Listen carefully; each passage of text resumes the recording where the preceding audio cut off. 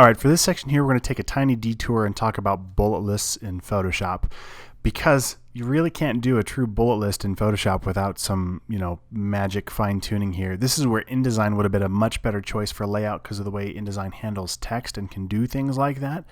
But I would prefer the power of Photoshop for everything else, so I'm willing to work with this bullet list. So what we're going to do is, if we wanted to just straight up make a bullet list, I'll click in there and hold down the Alt key and hit the number 8. So Alt 8 gives me that traditional bullet point character. Okay, so I could come in here, Command C to copy, and then just click and paste, Command V to paste in front of each line, which is fine.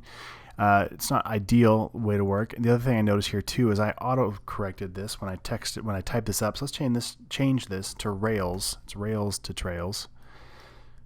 Okay, that's where we converted a bunch of train tracks into trails for people. So anyway, so we got our bullet lists in, which is fine, but I mean, it's not that compelling yet. So what I want to show you is this thing called Font Awesome. So go ahead and Google Font Awesome, and it's going to be the top result up here. And then it's got this big download button right here in the middle. We'll click on that, and they're going to try and take you to Fort Awesome, which is a really cool service you can check out later, but it is a subscription-based service, so we don't really care about that right now. No thanks. We just want to download Font Awesome. So once that's done downloading, you're going to get a zipped folder, and inside that is the font we want to use to install. So I'll go ahead and unzip this folder here in my downloads. And when it opens up, we're just looking for the font. So we'll click on the fonts folder and then install this TTF file, this TrueType font, and then you should be good to go. You have the font installed. Next, we want to take a look at the actual Font Awesome cheat sheet. So just Google Font Awesome cheat sheet, and you should find this. And this is a reference of all the glyphs or the characters within that font. So what I'm looking for is something with a little more style. So I'm just going to grab this double right angle bracket. I'll hit Command C to copy that glyph I mean. I will jump over to Photoshop and I will highlight this bullet character and hit Command V to paste. Now, what happened here? We see this little box with an X through it. Well, Photoshop doesn't know how to display this, so it tries to, we were using Oswald, but it just defaults to Myriad Pro trying to help us out because it doesn't have that glyph character in the library. It doesn't know what to do with it. But once you've installed Font Awesome, we can just search for Font Awesome up here. Click on that, and now it displays that image just like we wanted to. And the reason why I had you pull up the cheat sheet is you can see there are a lot more icons we could use, such as this mountain one I just copied. So all downhill, this is actually, let me just, let's see, a better way to work. Well, we'll just click right here and do Font Awesome again. We'll click on that. This is actually a graph, but you know what? It's pretty close. It could work for an all downhill situation. So what I would do if I was going to apply more of these, I'll just highlight that, Command C to copy, and then paste these in.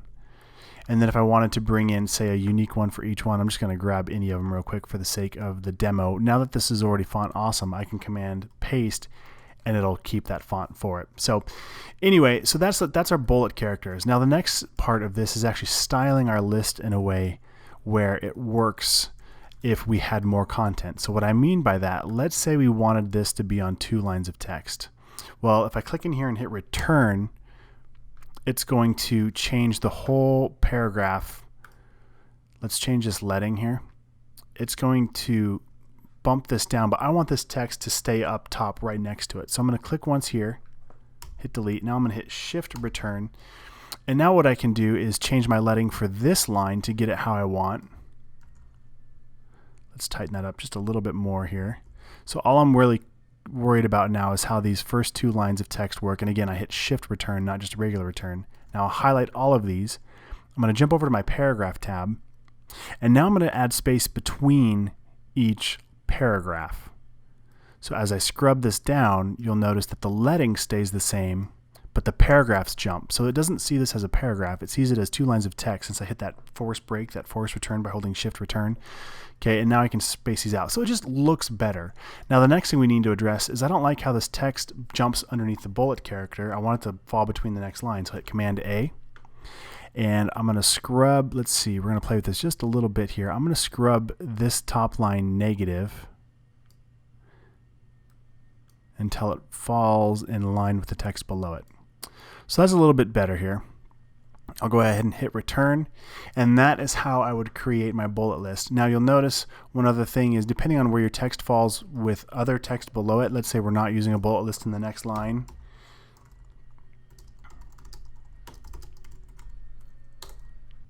we can control where it falls by scrubbing this other text indent line up here. So you can really refine and tweak this to your liking, but it's just the workaround that I've learned how to do in Photoshop, and hopefully there's got to be a better way, but that's the workaround I use for right now. So there we go. In the next lesson, we're going to go ahead and refine our ad, get it finalized here, and get it to print.